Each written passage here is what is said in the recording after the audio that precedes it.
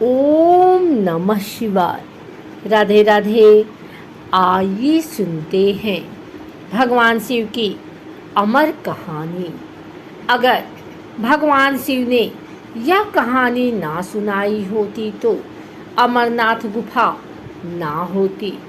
माँ पार्वती ने भगवान शिव से एक सवाल पूछा, जिसके बाद भोलेनाथ ने एक कहानी सुनाई और अमर हो गया कबूतर का जोड़ा।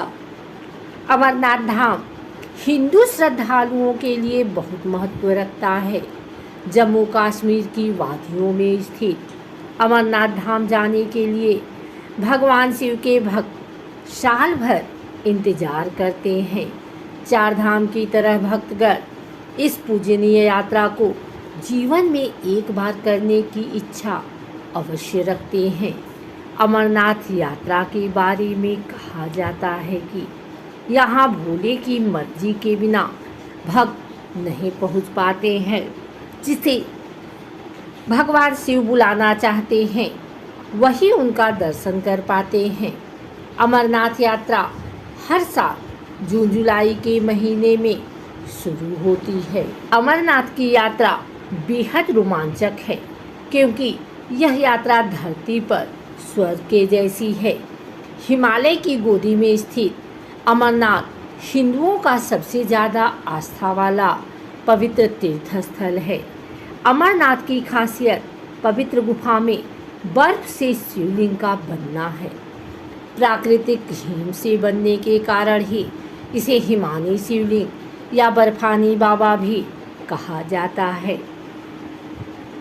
भगवान शिव ने बताया अमर होने का रहस्य। अमरनाथ हिंदी के दो शब्द अमर अर्थात अनश्वर और नाथ अर्थात भगवान को जोड़ने से बनता है। एक पौराणिक कथा के अनुसार जब देवी पार्वती ने भगवान शिव से अमरत्व के रहस्य को प्रकट करने के लिए कहा, जो वे उनसे लंबे समय से छुपा रहे थे, तो यह रहस्य बताने के लिए भगवान शिव पार्वती को हिमालय की इस गुफा में ले गए, ताकि उनका यह रहस्य कोई भी ना सुन पाए। और यही भगवान शिव ने देवी पार्वती को अमरत्व का रहस्य बताया। पुराणों में वर्णित है कि एक बार माता पार्वती ने भगवान शिव से पूछा, आप अजर अमर हैं और मुझे हर जन्म के बाद नए स्वरूप में आकर फिर से वर्षों की कठोर तपस्या के बाद आपको प्राप्त करना होता है। मेरी इतनी कठोर परीक्षा क्यों? और आपके कंठ में पड़ी यह नरमुंड माला तथा आपके अमर होने का रहस्य क्या है?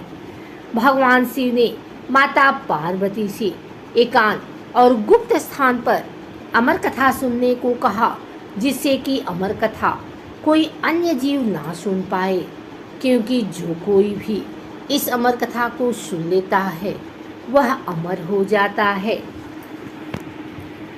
पुराणों के मुताबिक शिव ने पार्वती को इसी परम पावन अमरनाथ की गुफा में अपनी साधना की अमर कथा सुनाई थी, जिसे हम अमरत्व कहते हैं। भगवान भोलेनाथ ने अपनी सवारी नंदी को पहलगाम पर छोड़ दिया, जटाओं से चंद्रमा को चंदरबाड़ी में अलग कर दिया और गंगा जी को पंचतड़ी में तथा कंठाभूषण सर्पों को शीशनाग पर छोड़ दिया। इस प्रकार इस पड़ाव का नाम शीशनाग पड़ा। अगला पड़ाव गणेश पड़ता है। इस स्थान पर बाबा ने अपने पुत्र गणेश को भी छोड़ दिया था, जिसको महागुड़ा का पर्वत भी कहा जाता है। पिस्सू घाटी में पिस्सू नामक कीड़े को भी त्याग दिया। इस प्रकार महादेव ने जीवनदायिनी पांचों तत्वों को भी अपने से अलग कर दिया। इसके बाद माँ पार्वती साथ उन्होंने गुप्त गुफा में प्रवेश कर दिया और अमर कथा माँ पार्वती को सुनाना शुरू किया। कथा सुनते सुनते देवी पार्वती को नींद आ गई और वह सो गई, जिसका शिव जी को पता नहीं चला।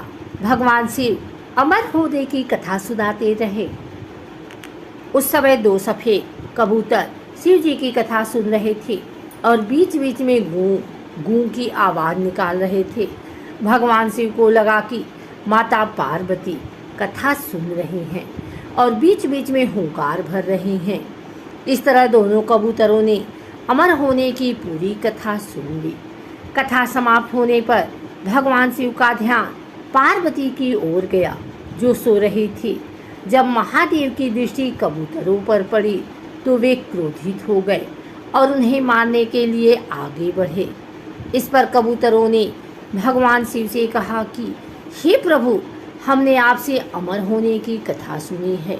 यदि आप हमें मार देंगे तो अमर होने की यह कथा झूठी हो जाएगी। इस पर भगवान शिव ने कबूतरों को जीवित छोड़ दिया और उन्हें आशीर्वाद दिया कि तुम सदैव इस स्थान पर शिव पार्वती के प्रतीक चिन्ह के रूप में निवास करोगे। अतः यह कबूतर का जोड़ा अजर अमर हो गया। ऐसा कहते हैं आज भी इन दोनों कबूतरों का दर्शन भक्तों को यहाँ प्राप्त होते हैं और इस तरह से यहाँ गुफा अमर कथा की साक्षी हो गई और इसका नाम अमरनाथ गुफा के नाम से प्रसिद्ध हो गया। अगर आपको हमारी वीडियो अच्छी लगी हो तो इसे लाइक करें, कमेंट करें, शेयर करें। हमारे चैनल को सब्सक्राइब करके बेल नोटिफिकेशन ऑल पर सेट कर लें ताकि आगे आने वाली वीडियो सबसे पहले आप तक पहुंच सके। धन्यवाद।